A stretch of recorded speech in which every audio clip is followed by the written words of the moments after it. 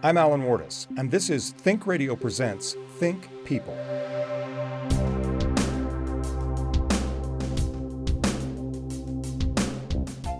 My guest today is George Leoniak.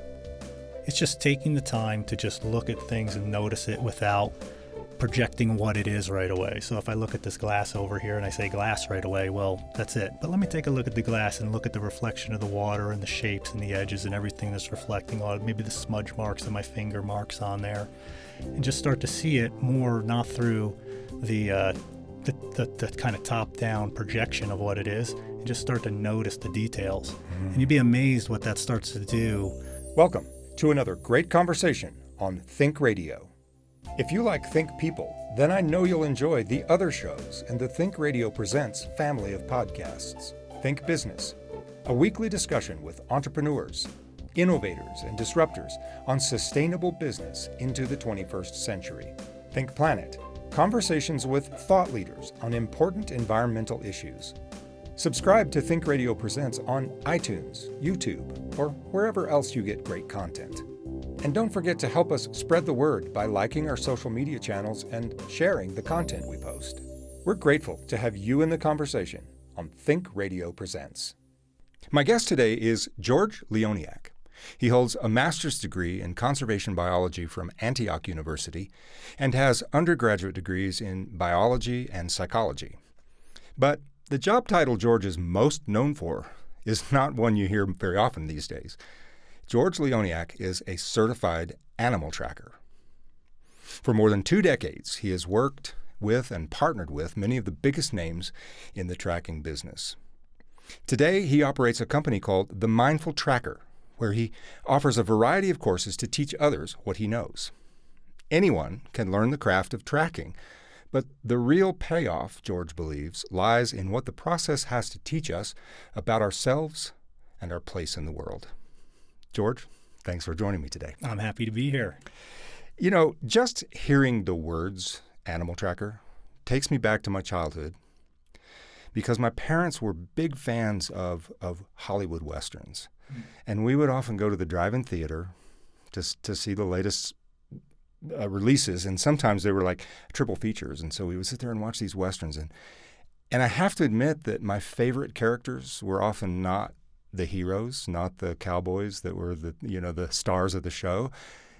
It was always that Native American guy. You know who I'm talking about. Right. You know, the one who was there to lead them to the bad guys or lead them home in the blizzard or whatever it was. There was something so, I don't know, mystical about that character and what they knew and how intimately they knew it. It just really spoke to me as a kid. And I'm wondering, were you that kid? Interesting. I would say that I didn't grow up watching the same shows. You know, the Western didn't really attract me that way, right? Maybe in the same way. Just to back up in terms of being that kid, I think if we address tracker and thinking about the tracker, that's usually the image that comes to mind most people come across. Yeah. They think of that Native American, they get on the trail, and that person can just follow it anywhere and everywhere. You know? A blade of grass, a pebble out of place. Down, the pebble out of place. Oh, I love that. We were out in the field today looking at dislodged pebbles and blades of grass with little bits of sand particles on them. Yeah.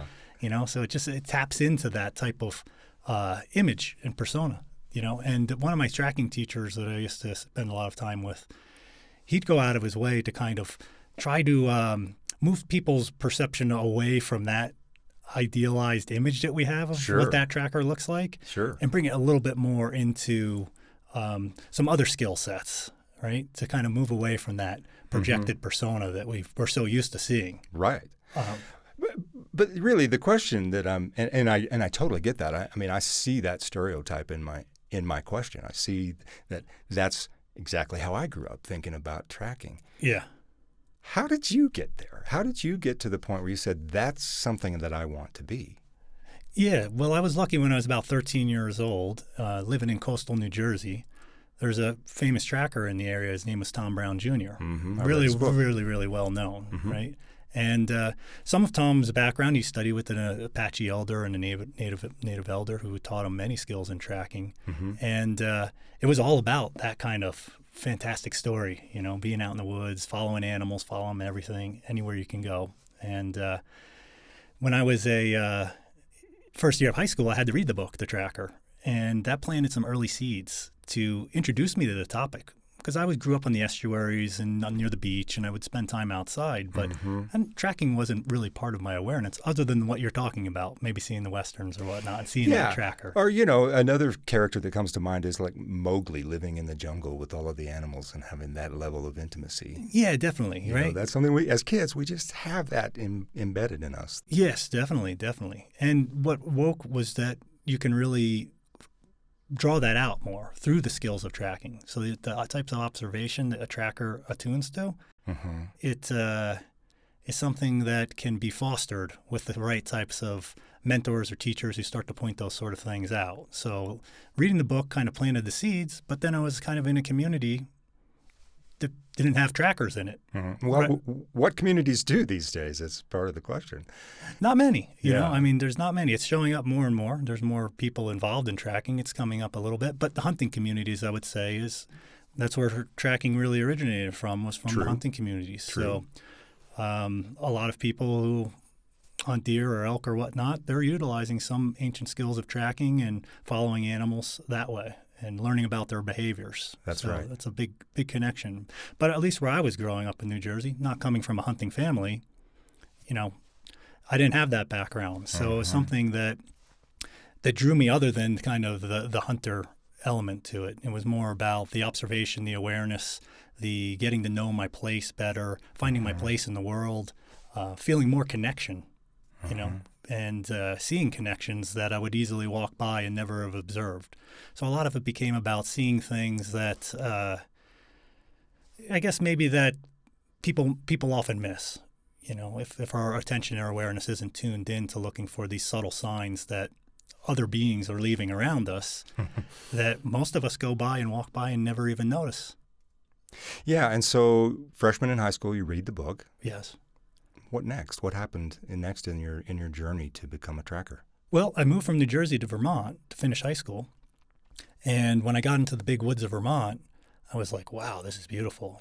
Big mountains, long trails to hike, more bigger animals like the deer trails and the moose trails, and black bear were all around. So then I just started spending a lot of time out in the woods, starting to practice those things on my own.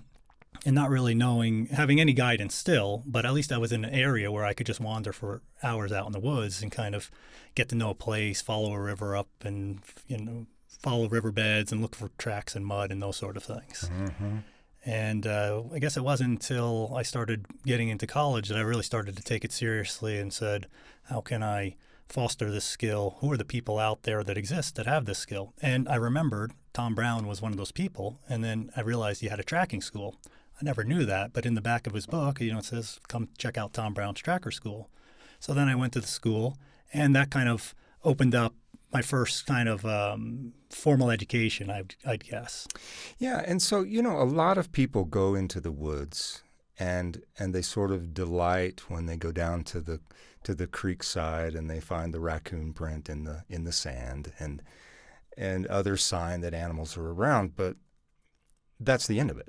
They're not motivated to really go the distance and learn the sort of things that you've learned. Right. Why were you different from everyone else who goes into the woods?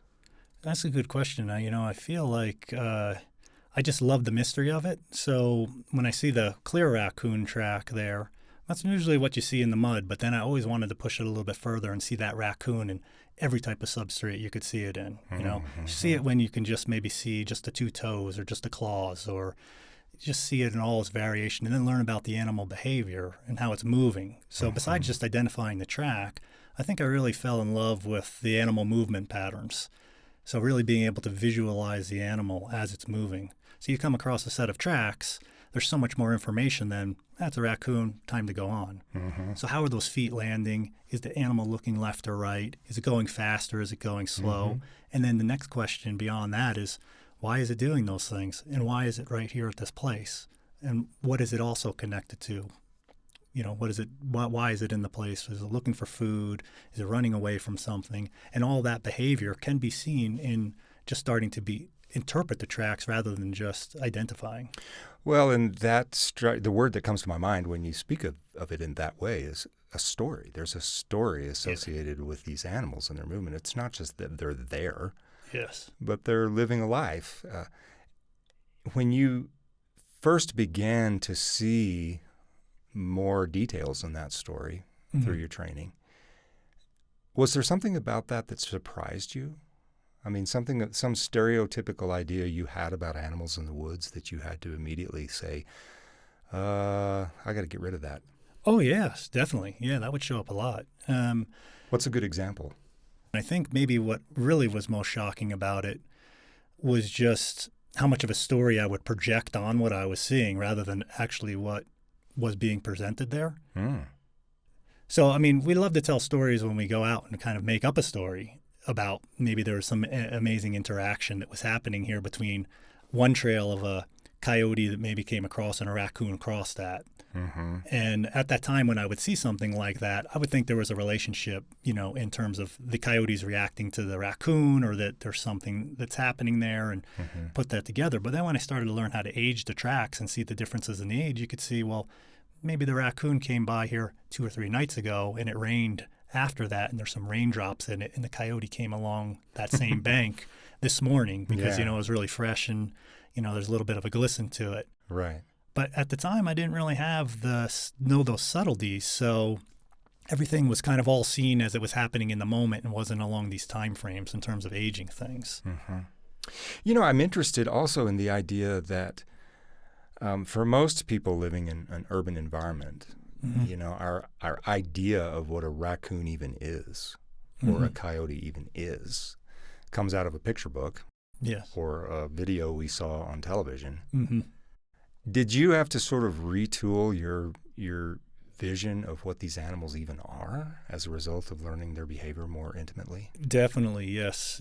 I would spend a lot of time at natural history museums, which had taxidermy or skeletons of animals to kind of really get the appropriate size and scale of things. And then I started to study the anatomy books to kind of get an inside look at the animal to see how the muscles were they attached, what the bone structure was, how was the foot different from a deer, from a bear, from a bobcat, and just look at how the foot is actually landing on the ground, what the leg structure is. And that all helped with the kind of visualization process so that when I can look at the tracks coming by, that I can really visualize that animal leaving that tracks at the appropriate size of the animal. And a lot of that information is contained in the tracks because when you look at a set of tracks and you see the left foot to the right foot and to the right foot again, what those distances are, you can start to estimate and guess how big an animal is. So I used to spend a lot of time like air sculpting animals. And I do this a lot with my students now is to say, okay, let's visualize how big this animal is. And I'll kind of say, well, if this is the back end and the front, based on these set of 3 tracks that we're looking at, do you think its nose is out here or how long the tail is? And you air sculpt that in front of them. You create a mental hologram. Absolutely, yeah. So that they're then able to visualize and see it. How high do you think the back is? And we go up this way. Because then when you look at it and compare it to the size of the tracks, if you got this little tiny track and I say, do you think the back is 2 feet off the ground?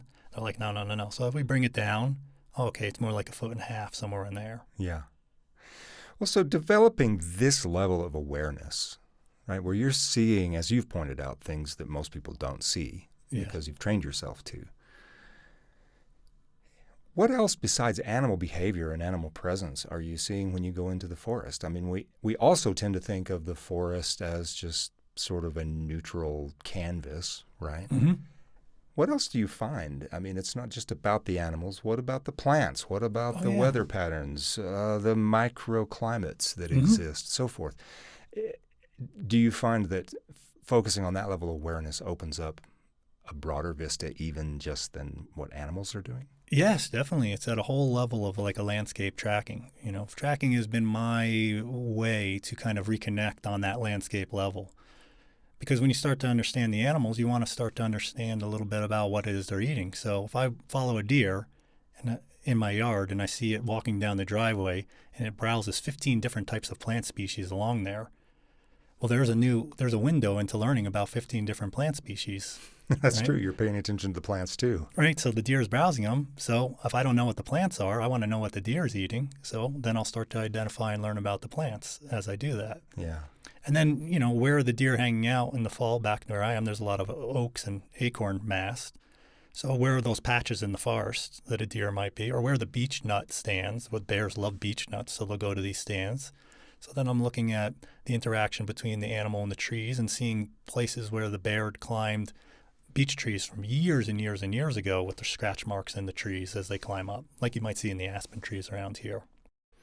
So is there really a mystical element to this art? I mean, I started off by saying that was my preconception when I would think about that typical, Right. maybe even stereotypical Native American tracker that we all grew up watching. That there was something almost mystical, like, wow, how did this wizard get into a Western movie, Right. Is that true? Do you find yourself sort of developing a kind of a mystical mindset when you're pursuing tracking? I would say for me personally, and then maybe get back to your early question, was I that kid? I think there was a part of me when I maybe in my late teens, not right away, but as I got into it, that wanted to be able to follow that person or that animal over any type of substrate, follow it anywhere. Mm-hmm. And as I got more and more into it, I just realized how difficult that was and how much level of attention and detail I had to start to pay attention to acquire those types of skills. So, for instance, I learned to follow deer tracks in debris. Most people think of following an animal in snow, it's a lot easier. But when you start to follow a deer or bear in just leaf litter, you have to tune your eye to being able to see a whole new level of detail there. Mm-hmm. And after a while, you don't have to spend as much time looking at the ground at the tracks. You start to get a sense of the looking way down the trail. So instead of looking at your feet, you're looking up, down the trail much further. And you're starting to read how an animal will move through different trees or how they'll adjust as they go across a stream and those sort of things. And some of that, I can almost describe it this way. If I'm following a deer trail and I start to lose the trail and veer off of it, all of a sudden it almost feels like there's a bit of a cord that kind of connects me to that animal.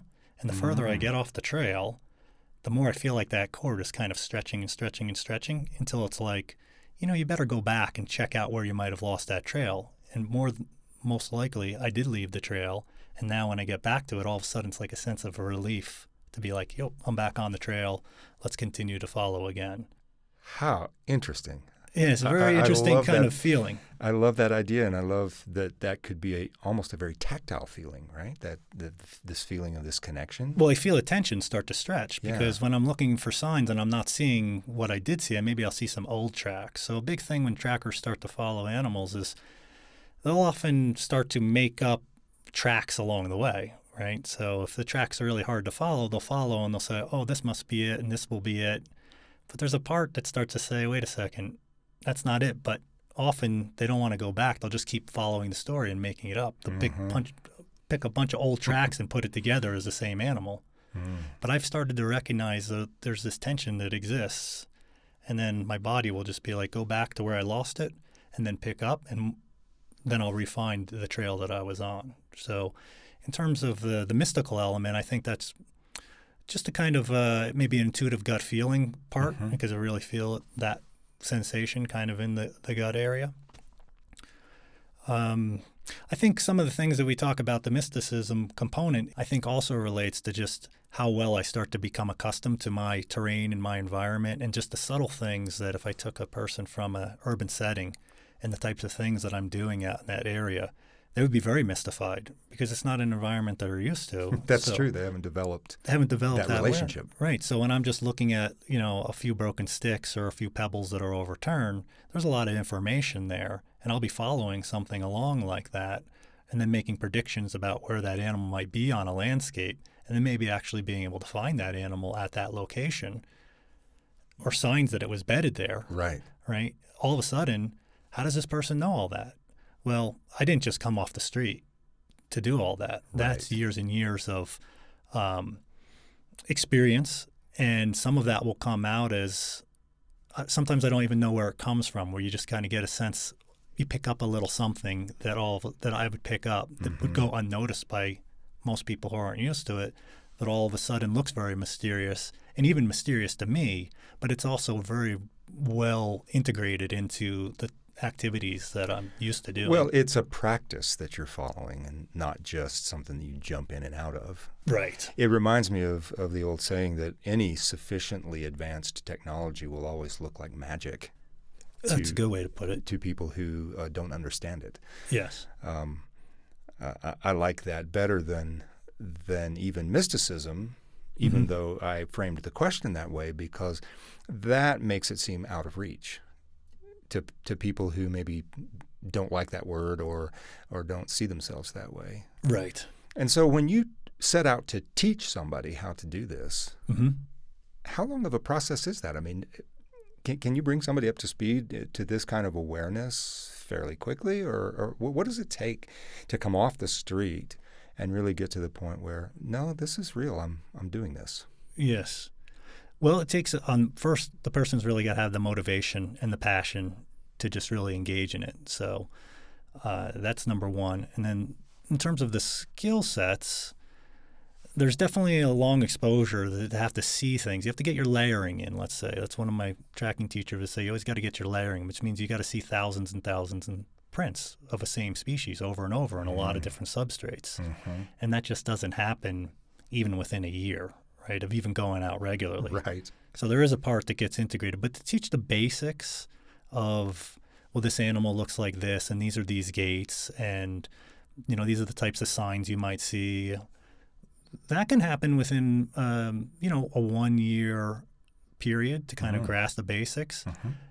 But then there's almost a phase where a student will go through, there's so much new information that they're in a confusion stage, because now they have all these old ideas mixed with these new ideas, and they're kind of, is this that, or is this, they're going back and forth. And that takes a few years, maybe 3-4 years to kind of iron that out. And then after that, they're kind of just have to keep working, getting more experience. But having a guide or someone to work with to kind of point out, this is something trackers always say. They often will say that when you're out tracking by yourself, you're always right, because how do you know if you're wrong? Right. No one's there to tell you otherwise. So a tracker has to kind of have a little something on their shoulder that's always questioning, am I really right here or not? But when you get out with someone who has got a lot of experience, they're able to provide that mirror back. And that's really important kind of in the learning process. So really this is about mastery. I mean, I've been a student of martial arts in my day, and I see parallels there. To learn the basics, a good sensei will tell you it takes 10,000 repetitions. Right. You're building that muscle memory and just the instinct. Sounds very similar. It is very similar. I have a lot of martial arts friends. I've been involved in that a little bit myself, and we're talking the same language to martial artists because they know what it takes to get a black belt, right, or whatever. And to pass through those moments of confusion where suddenly everything just blends together and it's not working, and you have to just get through it. Yep. But that's interesting in itself to me, in a culture that prizes instant gratification like ours. There are martial arts schools that'll promise you a black belt in 18 months. Yes, that's right. Right? This idea is out there that, you don't have to invest years and years. But really, you do. You do, and hopefully that it's not just an investment from some external reward at the end of it. For the trackers who really love this, or like the martial artists who might really love it, is they just love the art form of it. Right. And that's why they practice and do it. So there isn't the goal or the attainment of getting something at the end, because it's a lifelong endeavor. Yeah. That's the way I see it. It's just new things I'm learning. I come on this trip, I see new things that I've never seen because I'm in a new area. And I learn new things, and all my experience I have comes to this new place. And it's just a book of nature, just one page after another. Yeah. Well, going back to your comment about feeling a cord that develops between you and an animal that you're tracking, right, and feeling a tension that then tells you whether you're on the right track or not, that seems like an awesome metaphor and a great opportunity to transition to the other part of what you teach. Yes. Which is mindfulness. Right. Not just in pursuit of an animal or tracks in the woods, but of self-knowledge, self-discovery. Yeah. How do those two things work together? So in the animal tracking, what often is coming up is when I'm looking at something, I've got a lot of assumptions about what it is that I'm looking at, right? And through the process of observing, I'm learning more, and those assumptions are changing, and they're kind of malleable, they're flexible. So I'm not going into that process with like a rigid fixed idea that I'm going to make this track a raccoon track, let's say. Because then I'm just taking my own mental force and projection and turning these toes and these claws and trying to make it be something that it's not, right?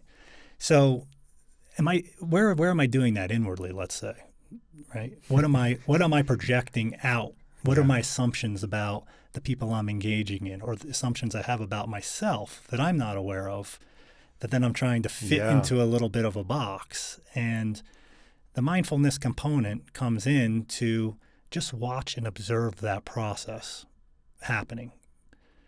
So that's what I'm doing in the tracking is I'll see that process happening. I'm not trying to change that process, but I'm watching my gears turn as it's spitting out information about, well, maybe it's a raccoon, maybe it's a dog, maybe it's that. I'm not trying to make it any of those things until it all starts to fit together.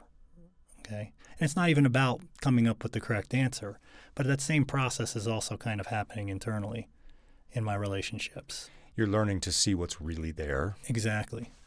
And I'm also, again, to go back to that metaphorical idea of this tension, I'm wondering if the process of learning how to respect that and to feel it when it's happening can't also be useful when you're trying to decide what to do next in your life, for instance, or whether a decision is right or wrong. And there's a question in that. Do you feel that is an apt connection? Does that begin to develop in your own decision making as a result of this awareness that you've developed? Yes, because the awareness that's developed or developing or is always in a process of being here is based in kind of an openness, right? So when I'm approaching the track, let's say there's an openness to kind of be malleable with the thought process. And let's just let new information come in. If the new information is telling me something else, well, then that changes an outcome. It's the same thing. If my perceptions or projections are an outcome that I want to see, let openness kind of embrace that situation and take it from a different vantage point. So the fixed rigidity within the thought process is much more malleable in new situations. So I'd say that's kind of a blending over point. And when people take a tracking course from you, yes, is this part of what they're learning to be aware of in their own lives? Definitely, and I'm doing it through animal tracking. That's why it's a very gentle way to kind of approach the subject, because we're talking about things that aren't like the major critical issues in their lives that they're addressing. So it's a little easier to say, well, let's talk about our projections about what we're looking at here around these tracks. And then all of a sudden, people start to see sometimes that the same way that they approach other areas of their life, they're approaching in this situation. So maybe you have someone in the group who doesn't want to say anything, or who's not saying anything the whole time. Well, maybe they internally do want to be saying something, but maybe there's some fear about being wrong in the group, or maybe I'll look stupid if I say something that is, isn't the right answer. Those sort of things that can come up. All those things that we carry over from kindergarten. Exactly, right? So that's all in there. And, I'm engaging and opening up the process for people to kind of engage in something that is not so critical. It's not a big deal whether they call this a raccoon or a coyote. But even in this instance, those same types of emotions and feelings are sometimes triggered. Or the situation where someone thinks they're maybe really good at tracking or a great tracker, and now they've got this kind of inflated sense that they do know everything about it. And when you start to work with them and be like, well, maybe it's something else. And the side that comes out of being like, no, it's definitely this because of this, and this. And now they're trying to force that track or that pattern into something else just to be right. Well, it really reminds me of the Taoist philosophy of just flowing like water, rather than forcing the water, trying to force the water to flow where you want it to flow. Yeah. You know, this idea of just letting it flow as it does. And to do that in tracking, and then also to let that inform your life, that seems to me very powerful, partly because it stands in such opposition to how most of us live these days. We're living in a mechanized environment with a very tight schedule, with lots of distractions. How long does it typically take a student of tracking to sort of let that dust settle to where they can actually even just be present in the woods? How long did it take you? It took a while. I learned a lot about myself, Let's see. I mean, I got really heavily involved when I was 19, and I didn't realize that I was carrying a lot of stuff around with me. I didn't even know where it came from, the baggage of just the mental projections that I would put on things, so it taught me a lot about myself, and continues to, because there's always new things to learn. It's not like all of a sudden the dust is completely settled. It's just how we relate to that dust is different, because if I'm fighting the dust or fighting an illusion that's there, rather than just like you're saying, the Taoist approach of just letting it be there and go through, how we relate to the dust kind of changes. And that's interesting, because we're still, even somebody who's devoted to the idea of learning to track is still going to go back and live their mechanized life. They're going to have a television and an iPhone. Right. But you're saying that pursuing something like this, even part-time, can help you relate to those things a little bit differently? Absolutely. And if it didn't, then it's just an escape to get away from that stuff, which many people do use because they do like to kind of reconnect and move away from that. And that's why we don't go out in the woods with cell phones and do all that, so we can remove ourselves. But if we can't take that inner serenity or the peace that we find there, or the openness, let's just say, that start to reside and bring it back to our normal lives, well, then it is a little bit of an escape route from that. Yeah. So I definitely trying to make that bridge, and just seeing how it shows up in my life has radically changed my relationship to not just how I'm relating to the landscape or to the woods or the wild animals, but to my relationships with people of all different types. Well, that's something we could use these days, I think. Certainly. And and hopefully the day won't come when there's a tracking app that people get on their phone. Oh, there is one already. Really? What? You can take a picture of a track and it'll tell you what it is, or something? I don't know if it's that good. There might be. But there is a friend of mine who put together a nice app. It's basically a field guide, that has a lot of photographs. I see. Yeah. But not something that's going to take the place of what you're talking about. I don't think so. I mean, they've got the technology to do that with tree leaves and everything like that now, where you could take a photograph of a tree leaf and it's pretty accurate. But there's so much visual information in the track. I'm just wondering if it can capture, because the track can be a very subtle little scuff mark that when you take a photo of it, you won't even know there's anything there. Sure. And how are you going to interpret the story? It's the story that's so interesting. And that's the piece that's important, because so much of our culture is just about wanting to identify or learn or label it. If we just labeled this right now and didn't leave it in the open, because we came across these tracks and I said, well, let's just leave this one. We're not quite sure. Let's leave it in limbo right now. Maybe we'll reveal itself later and we'll see some more things as we go that will kind of teach us about the first track. And the whole day was about it. At the end of it, we knew more about what that first track was from everything else we saw. But rather than just me or someone else in the group saying, okay, let's just call it a dog track or a bear track or whatever we were thinking it was at the time. Let's just call it that. On to the next thing. Yeah. We follow the story. We'd be uncomfortable with that unknown. Yeah. To just be okay with not having to know. Wait. It's okay to walk down the trail feeling like you don't know the right answer? Right. And that's kind of like, and here you have someone who's an expert in the field. Yeah. All of a sudden saying, I can't tell sometimes, most of the time, or many times, what it's going to be. And that's okay. And that's fine. Yeah. And for me, and part of my journey, there was certainly a part that wanted to know. Was not okay with the uncertainty. And as I get more involved and seeing all the variation, that it doesn't just sum up every single time as always being this, that's a real lesson in that adaptive, malleable thought process to just be okay. It will work out. If it doesn't, there's so many times at home, 2 weeks, 3 weeks later, years later, that I'll have a mystery that's in the subconscious just working it out. And all of a sudden I'll see this sign or mark on a tree or see an animal do something, and bingo, it connects all the way back years ago. And I'm like, you know what? That's what that was. That's fun. Well, and like I say, I think society today could use some of that malleability. I mean, we've developed a lot of rigidity in our politics and our cultural attitudes. We're almost out of time, but I do want to ask you this question, because there are a lot of people listening who they don't have access. They're not going to be able to go take Tom Brown's course or yours. Right. They're living in urban environments. What sort of things can they do to at least begin to dip into this lifestyle that you're talking about? Right. Yeah. It's really simple. It's really, really simple.